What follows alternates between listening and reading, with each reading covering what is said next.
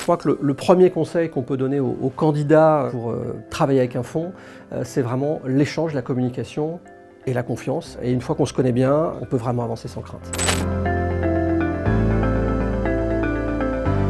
Bonjour, je m'appelle Éric Thierry, je suis le cofondateur et directeur général de Mitem Pharma. Nous sommes basés à Massy, au sud de l'Île-de-France. La mission principale de Mitem Pharma, c'est de commercialiser des médicaments d'intérêt thérapeutique majeur. Ce sont des médicaments essentiels pour les patients qui en bénéficient, qui ont fait la preuve de leur efficacité, mais qui sont seuls sur le marché et qui, s'ils venaient à manquer, provoqueraient une perte de chance pour les patients qui en bénéficient. Notre ambition, elle est avant tout sociale et sociétale. Notre ambition, c'est de faire en sorte que les patients puissent bénéficier d'un traitement adapté, même s'ils sont quelques centaines, quelques milliers, de faire en sorte que ces médicaments restent disponibles pour eux.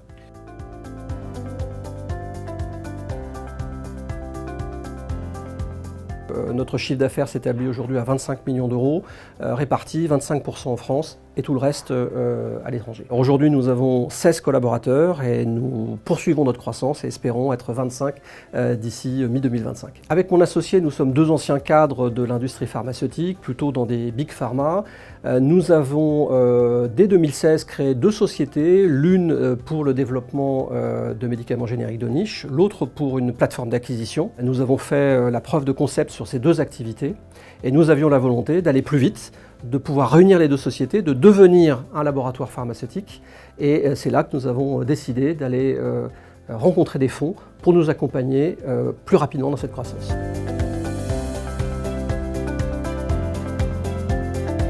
La recherche du fonds s'est faite à travers effectivement une banque, notre banque. Nous avons rencontré plusieurs fonds, nous avons plusieurs propositions et nous avons choisi de partir avec un fonds qui était plus spécialisé dans la santé, qui avait une bonne compréhension de notre industrie et de nos ambitions et qui partageait nos valeurs. Alors je crois que quand on fait cette démarche, on a toujours des craintes quant à la gouvernance, quant à la lourdeur du reporting, quand on est une petite société très agile. On a levé un certain nombre de doutes, on se rend compte qu'au quotidien, le fonds est quand même assez peu interventionniste. Ça, c'était un peu notre crainte et on voit que ce n'est pas du tout le cas. En revanche, on a des comités stratégiques très réguliers, de façon mensuelle, et ça nous permet de lever le nez du guidon, à regarder un petit peu plus loin et à mettre en place un certain nombre d'indicateurs auxquels on n'avait pas forcément pensé.